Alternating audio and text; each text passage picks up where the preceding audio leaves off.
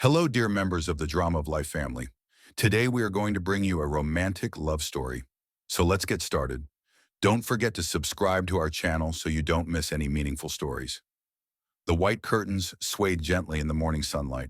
The gentle rays of light penetrated through the large bedroom window, falling gently on Claire's delicate face. She opened her eyes and reached out to touch her protruding belly. 7 months. The baby inside her was growing day by day, and her heart was filled with hope for a complete home.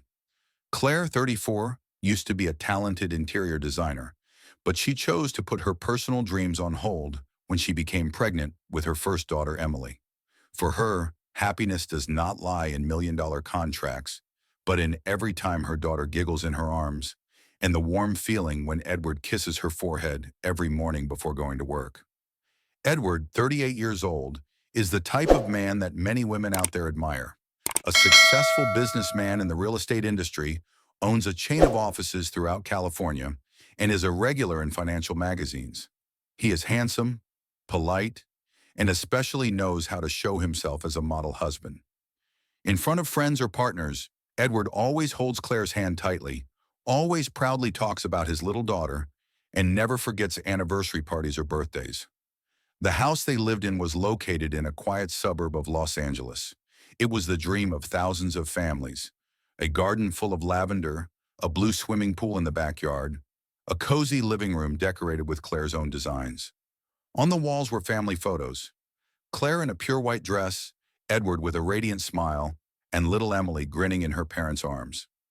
Anyone who looked at it would think, this is the model family of modern America. Claire woke up earlier than usual this morning. She made Edward's favorite cream of mushroom soup and prepared garlic toast for Emily. Every movement, every chopping of vegetables, was done with care.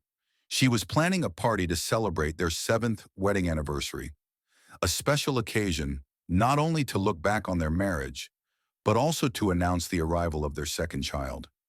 She had reserved a table at the seaside restaurant where they had their first date and had arranged for a violin performance to surprise her husband. Emily trotted into the kitchen, her pink princess dress billowing with each step. "Mommy, is Daddy coming home for dinner?" she asked, her innocent eyes lighting up. Claire leaned down and kissed her forehead, gently replying, "Of course, honey. Tonight is Mommy and Daddy's special day." But when Claire looked at the clock, she frowned slightly. It was almost 8 a.m., and Edward had not come down for breakfast as usual. Lately, he had been leaving the house very early or coming home very late. He often received calls that Claire could never hear clearly. One time, Claire woke up in the middle of the night and saw her husband standing by the window, his eyes distant, the phone still lit in his hand. "It's just work," Edward explained, seeing his wife's worried look. "I'm negotiating a big deal. Have to maintain relationships with some difficult partners. Don't think too much about it." Claire wanted to believe. She always chose to believe. The man who had been with her through the hardships of starting a business, the man who had held her in the hospital during her 36-hour labor, the man who had cried the first time he heard his daughter say "Daddy," could not be changed by a few nights of absence. But she still noticed. Edward's eyes were no longer as warm as before. The morning kiss sometimes became hasty, and there were times when he secretly deleted messages in front of her. Claire did not dare to voice her doubts, for fear that if she spoke, everything would fall apart. She chose to remain silent. She chose to continue preparing for the party, chose the gift package she had specially ordered, a wristwatch engraved with the words, "To my forever love, Claire." She believed that as long as she showed him enough love, enough care, all distances would be filled.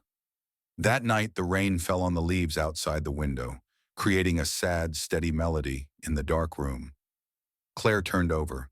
The spacious bed was colder than usual. She gently reached out to the side. The empty space where Edward lay had no warmth, no steady breathing, no turning, just a strange silence. She sat up, her hand on her stomach, a feeling of unease rising in her stomach. She had gotten used to Edward coming home late, but he rarely went an entire night without leaving a message. Claire picked up the phone and dialed her husband. Once, twice, still no answer. The third time, the call went straight to voicemail. Her worry had turned to panic. She stood up and stumbled to Emily's room to check her daughter's iPad. a device that Edward had used to play YouTube with her a few months ago and had accidentally synced with his phone. Claire wasn't a control freak, but tonight, a faint voice inside her made her act on instinct. He opened his GPS app. A green dot appeared. Not his office, not his usual bar, but a high-rise apartment complex in the heart of the city. Claire's heart pounded. A flicker of doubt crept up, then was quickly squashed by reason. Maybe it was a partner. Maybe it was a client who needed help. Maybe it was... But part of her no longer believed in maybes.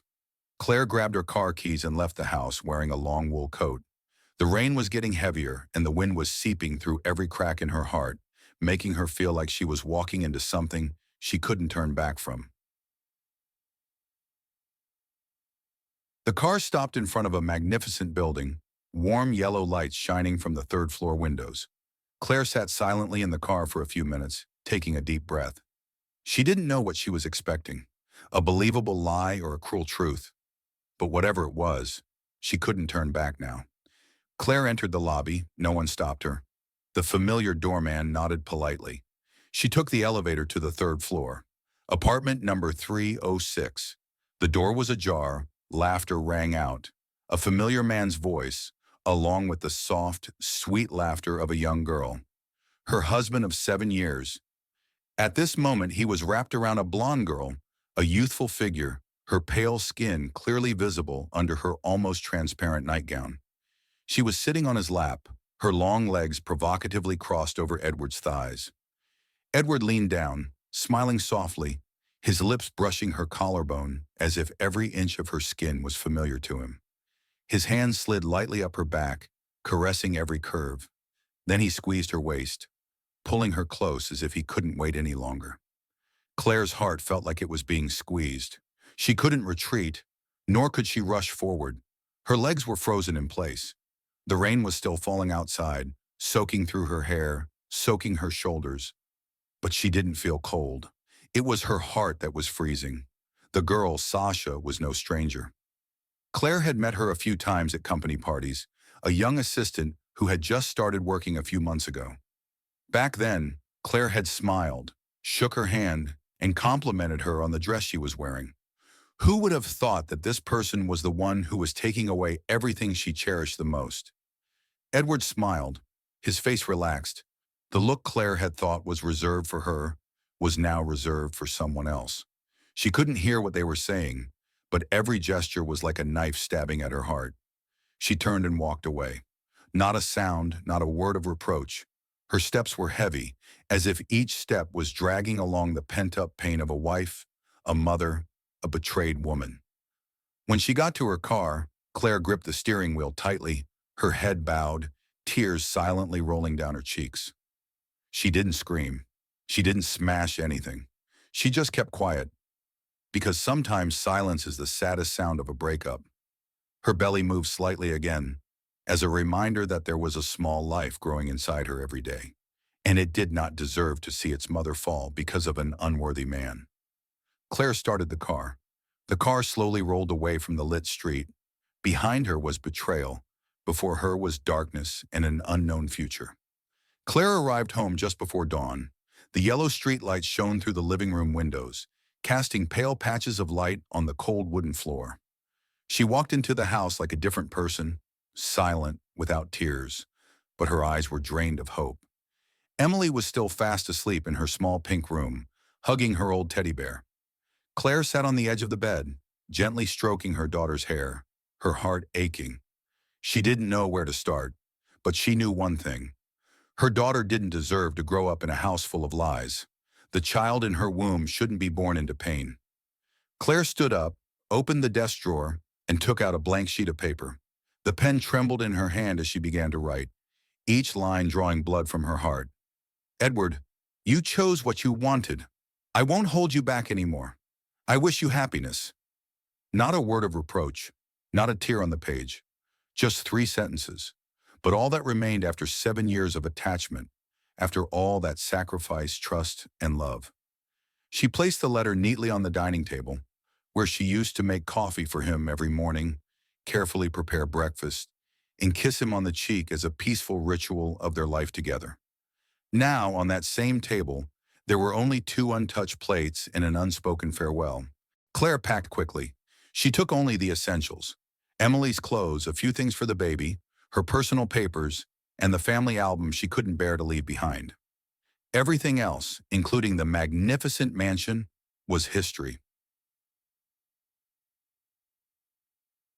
Early the next morning, Edward returned, his hair still smelling of women's perfume, his shirt wrinkled, his face tired but relaxed.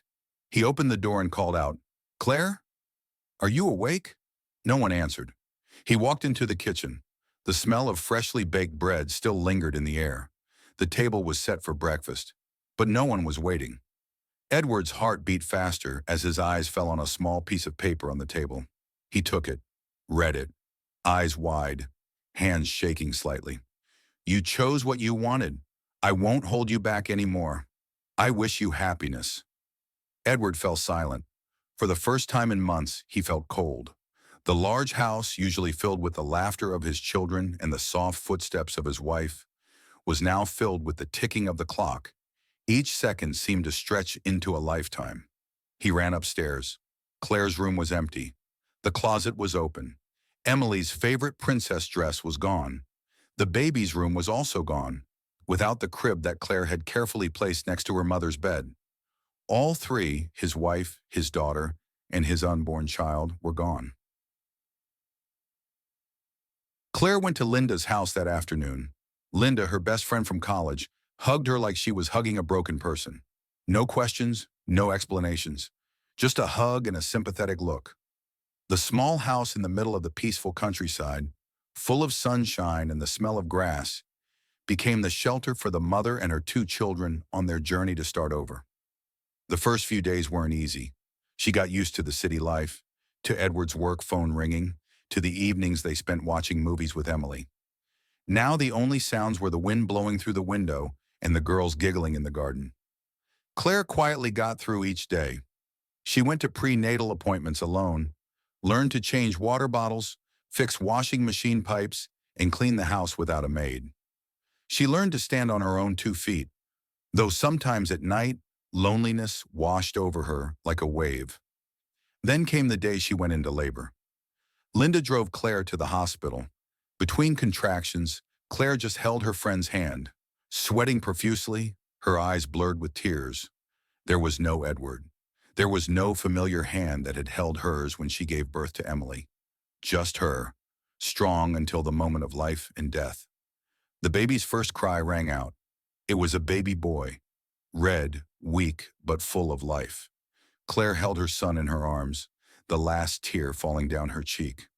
Not tears of sadness, but tears of a man who had just given birth to himself again.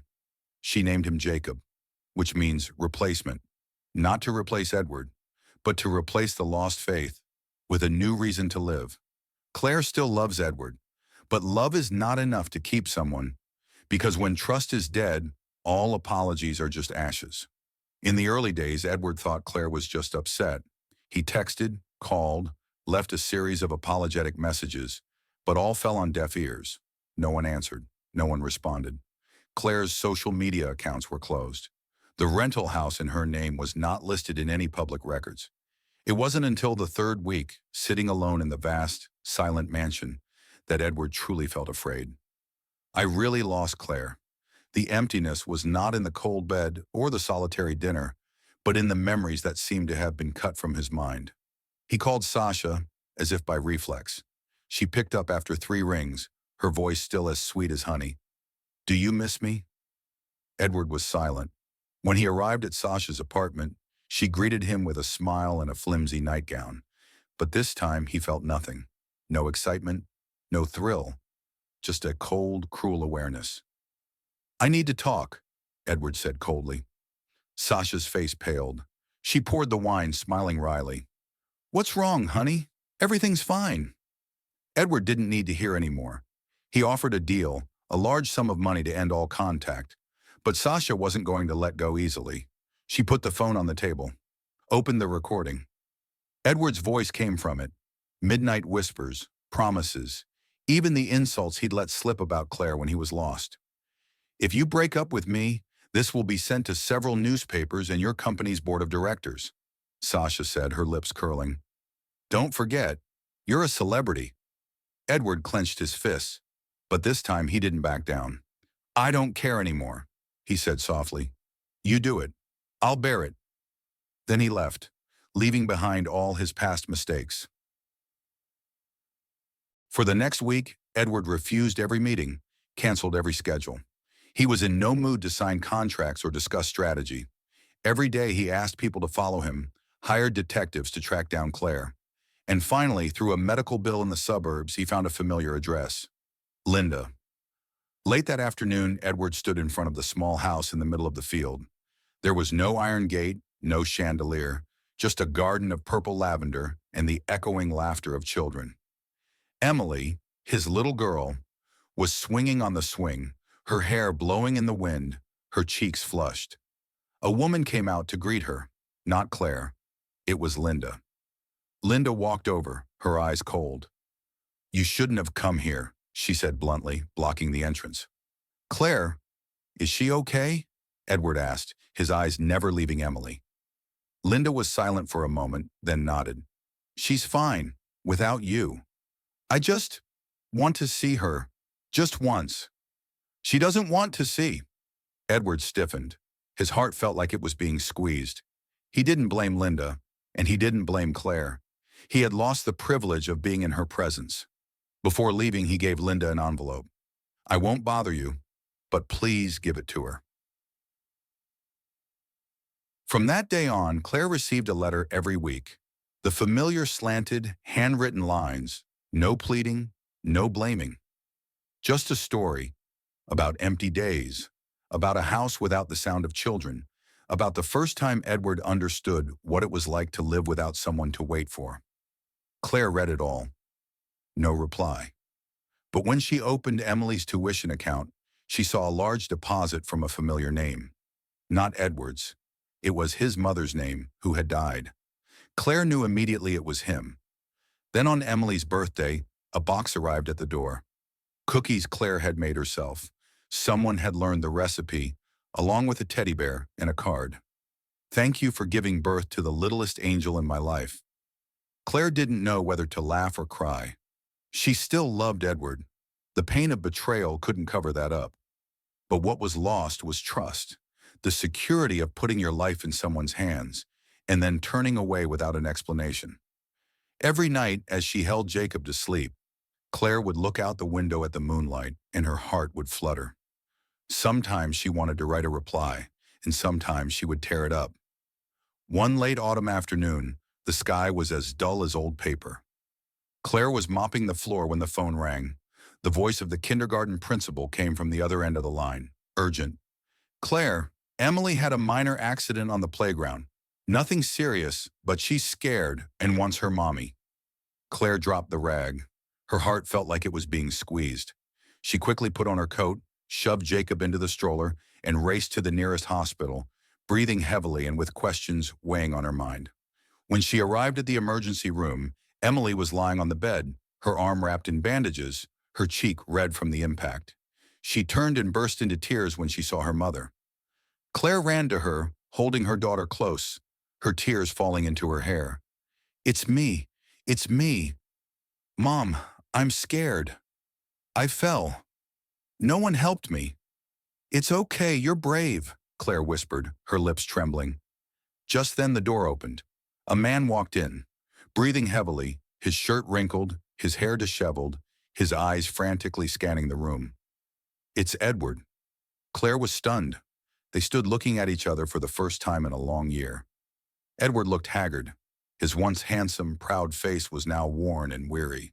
His eyes were dark, and new lines were forming at the corners of his eyes and mouth, as if time had taken all the shine away, leaving only torment.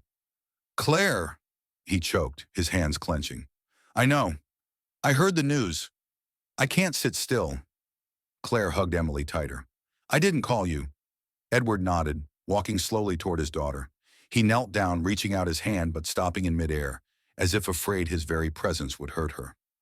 Are you okay, my princess? Emily looked at her father, her lips pressed together, then turned to her mother. Mom, Why isn't Dad home with us? Claire clenched her jaw. She had never said anything bad about Edward in front of her daughter. She had only said Daddy was away on business because she didn't want Emily to grow up with a broken image of her father. Edward bowed his head. Dad was wrong. Dad was so wrong. But Dad wants to make it right. Even if it's just being a good dad, that's fine. Claire said nothing. She felt her heart pounding. The rational part of her mind screamed at her not to trust again, not to return to the pit. But another part, deeper, softer, whispered, "This person was your everything." And then Emily looked up at her mother and whispered, "Mom, I want Dad to come home with me." Claire was stunned. She was only 4 years old, but those words were like a knife cutting through the defenses in her heart. She looked at Edward, the man who had betrayed her, who had broken her heart, but was also the father of 2 children, the man who had sent letters nonstop for a year, who had silently cared for her, without asking for anything in return. She couldn't forgive the past, but she couldn't let that hurt build barriers around her child's heart. 3 months later, in a peaceful countryside far from the city, there was a small house with a vegetable garden behind the kitchen and the sound of children laughing every morning. Edward moved in nearby, not interfering in Claire's life, just being a supporter, a companion. He took Emily to school, helped Linda plant flowers, and sometimes sat by Jacob's bed so Claire could catch some sleep. On Emily's 5th birthday, Claire watches Edward bake a cake, a clumsy but loving vanilla cake. He trembles as he puts the candles in, and tears well up when his daughter hugs him. "Daddy, I love you." Claire stood in the corner, holding Jacob in her arms, her heart still cracked, but it didn't hurt as much as before. She didn't know what the future held. She made no promises. She offered no forgiveness. It was just that afternoon, as Edward sat reading to his 2 children in the pale sunlight, Claire placed a cup of tea in front of him and said softly, "If you want to do it again, let's start with responsibility, not money." Edward looked at her and nodded. "I would like nothing more.